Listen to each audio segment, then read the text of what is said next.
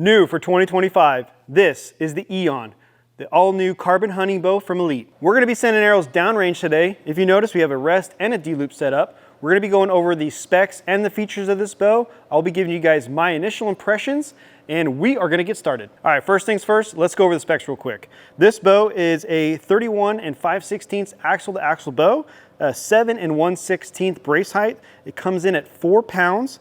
The let-off percentage is 70 to 90%. The draw length varies from 25.5 inches to 31 inches. This bow goes from 40 to 70 pounds, depending on which limbs you have, and it shoots up to 336 feet per second. Now the most important part, let's see how this bow shoots. So this bow is set from the factory at 29 inch, 70 pounds. This is gonna be our first shot.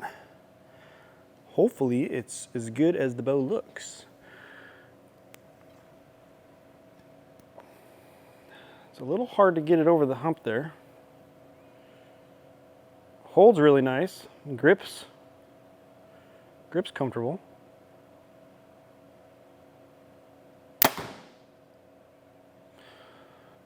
Well, it's actually pretty nice.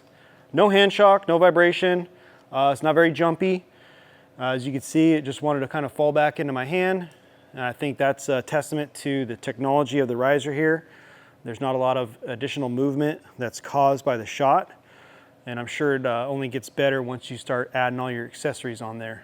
So let's take a couple more shots. We're gonna shoot this 350 grain arrow downrange through the chronograph. We have it set at 29 inch, 70 pounds. Just to get an idea of where it's at, we're not really trying to follow the IBO ATA specs. We just kind of want to see where it's gonna be with where it's set now. So set up the Garmin.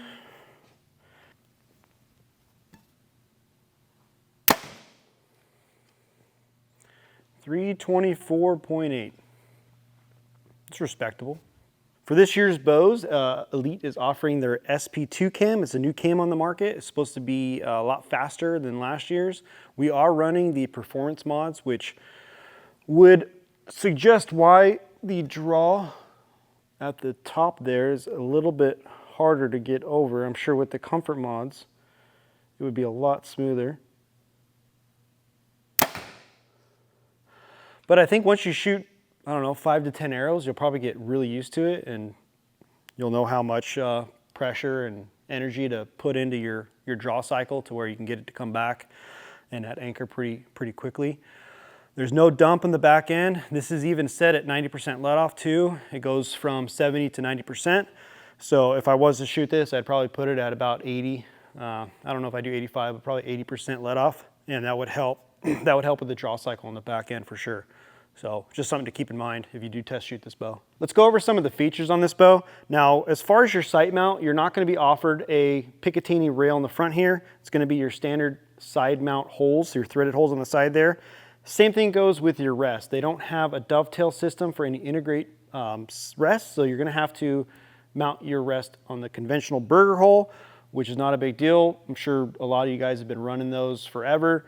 The integrate stuff is fairly recent, last 4 or 5 years, so it's not a huge setback, but it is kind of when you're spending a lot of money on a flagship carbon bow, you kind of expect to have those features on there. So I would say that's probably a knock on their end. Maybe next year they can implement that in their technology. Now, something that is integrated on this bow is their arc system. So if you'll notice, they have a Picatinny rail that is integrated on the limb pocket on the top as well as the bottom.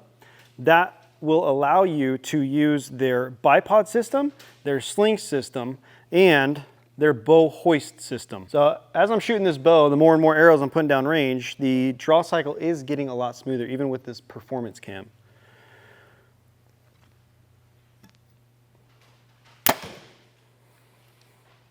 Just such a dead shot. It's really nice. So the grip now doesn't offer any adjustable angled grip plates for the back. I do see that it has side mounts or side plates, so you can take these off if you want a little bit narrower of a grip.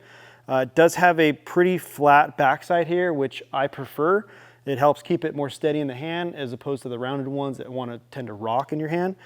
You can probably get different grip plates that go on the side here if you want a little bit wider, or take these off if you want a little bit more narrow. But they don't have anything on the back here to help you with a little bit more of an angled grip if you like it higher or lower.